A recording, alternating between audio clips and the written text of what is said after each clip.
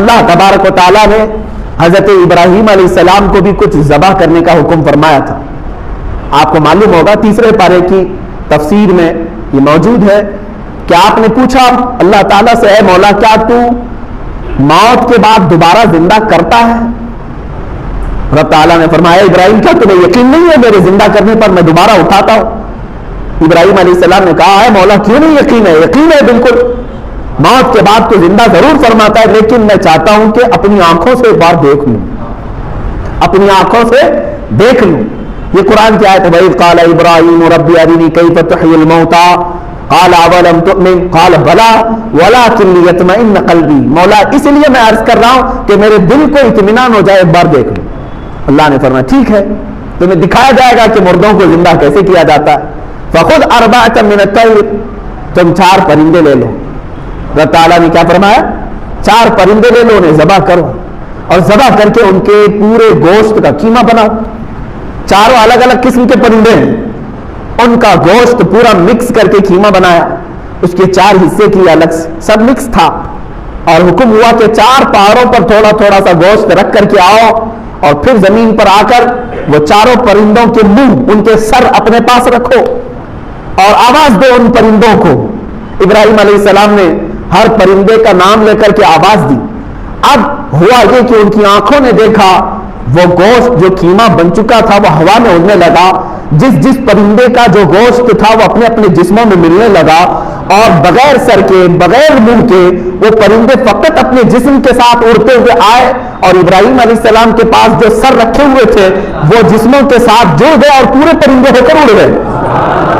یہ واقعہ کوئی ہماری کہانی نہیں ہے, یہ قرآن کا واقعہ ہے, قرآن کہہ رہا ہے. اللہ تعالیٰ نے یہ جو فرمایا, اب اس کے متعلق جو کچھ حکمتیں ہیں میر عبد الواحد دلگرانی رضی اللہ تعالیٰ عنہ سبع سنابل شریف میں فرماتے ہیں وہ 4 پرندے جو تھے اس میں سے ایک کوا تھا, ایک مرغا تھا, ایک کبوتر تھا اور ایک مور تھا. یہ 4 پرندے, ان کے نام یاد رکھنے کے لیے اس لیے میں کہہ رہا ہوں کہ ہر ایک کی اپنی اپنی ایک خصوصیت ہے. ابراہیم علیہ السلام نے کیا کیا لیا؟ کوا لیا تھا, مرغا لیا تھا, اور کبوتر لیا تھا, اور مور لیا تھا. یاد رکھیں یہ 4 پرندوں, اور ذبح کیا ہے, ذبح کیا ہے. قربانی کی بات ہے اس لیے میں بات عرض کر رہا ہوں. 4 پرندوں کو کیوں ذبح کیا آپ نے؟ یہی 4 پرندے کیوں تھے؟ اب اس میں صوفیہ اکرام فرماتے ہیں اس لیے کہ ان 4 پرندوں کی کچھ عادتیں ہیں. کوا لالچی بہت ہے, لالچ بہت ہے, جتنی بھی چیزیں ڈالیں پھر سے اس کے اندر لالچ ہوتی ہے. مرغے کے اندر شہوت بہت زیادہ ہے, شہوت بہت زیادہ ہے. شہوت کہتے ہیں یعنی جنسی سکون حاصل کرنے کے ذریعے ڈھونڈنا, میل فیمیل کے ساتھ تعلق قائم کرنا. مرغے کے اندر شہوت بہت زیادہ ہے. تیسرا پرندہ ہے کبوتر, اس کے اندر دوستی کرنے کی عادت بہت زیادہ ہے, جلدی دوستی کر لیتا ہے اور پھر اپنے مالک کے ساتھ ہی رہنے لگ جاتا ہے. چوتھا مور, اس کے اندر دکھانے کی عادت بہت زیادہ ہے, خوبصورت بہت ہے اور اپنی خوبصورتی کو لوگوں میں بہت زیادہ دکھاتا ہے. جب لوگ دیکھتے رہتے ہیں نا تو پورا کھول کر ناچتا ہے, پر پورے کھول کر ناچتا ہے ان کے سامنے. یہ مور کی عادت ہے. اب سنیے صاحب سبع سنابل شریف یہ فرماتے ہیں کوے کی لالچ, مرغے کی شہوت, کبوتر کی دوستی اور مور کا دکھاوا, یہ ساری خطرناک عادتیں ہیں, انسان کو تباہی کی طرف لے جا سکتی ہیں. لالچ اتنی خطرناک ہے کہ انسان اپنا دین بیچ سکتا ہے. آج دین بیچنے والے دکھ بھی رہے ہیں. محض چند سکوں پر, حکومت کے چند ڈالروں پر بڑے بڑے امامے گر گئے ہیں, بڑی بڑی خانقاہیں جوتیوں میں آ گئی, معاذ اللہ رب العالمین. عزیزان گرامی, یہ لالچ یہ ہے ان کو بہت نیچے کے درجے تک لے آتی ہے. دوسرا ہے مرغے کی شہوت, یہ اگر انسان کے اندر ہے تو پھر وہ جانوروں کی طرح حرکتیں کرتا ہے. آپ دیکھیں بہت سارے لوگوں کے اندر جو شہوتیں ہیں یہی شہوت ہے جو انہیں آوارہ گردی پر لے آئی ہے. آنکھیں سلامت نہیں ہیں, دن رات گناہ کرنے کی خواہش, یہ شہوت ہی کا تو مادہ ہے. ایک نوجوان اگر یہ سمجھتا ہے کہ ایک لڑکی کو حاصل کر لینا ہی میری زندگی کا کل مقصد ہے تو گویا کہ وہ اپنی پوری زندگی کو ہی سمجھ نہیں سکا.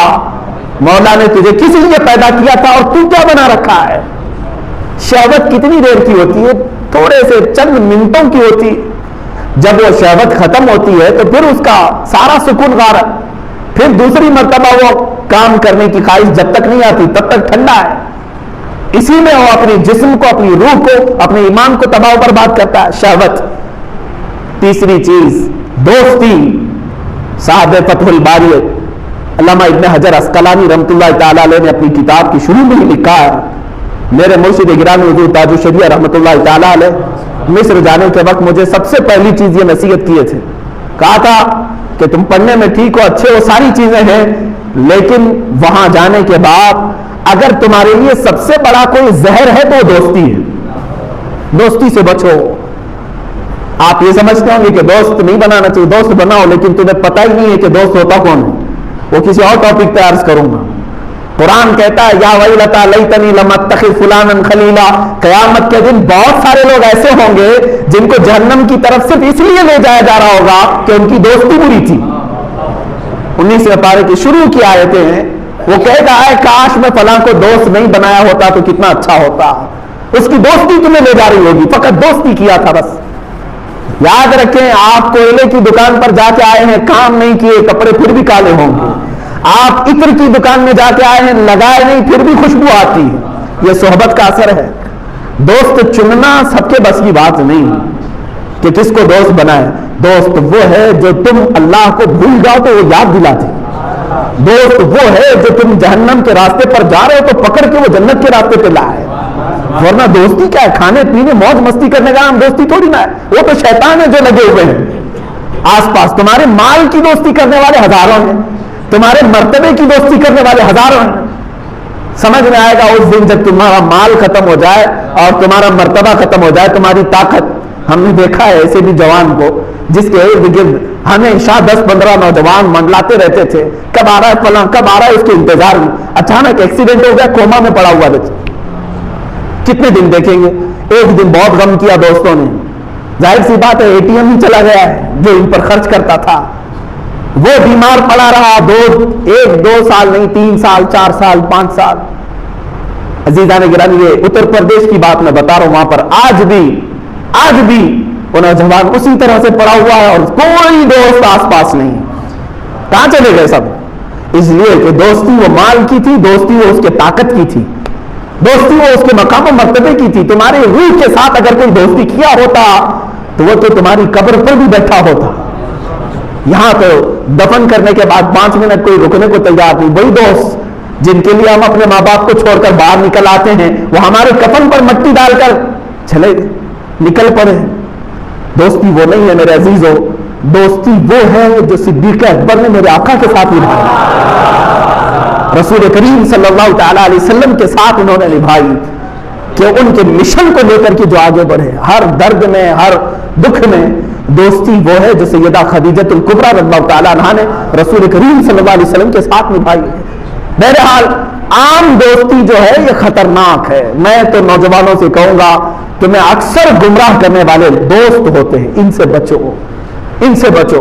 لیکن دنیا یہ چاہتی ہے کہ تمہارے فرینڈ لسٹ جتنی ہے، فرینڈز کی لسٹ کتنی ہے، اتنے تم کو بڑا سمجھا جاتا ہے۔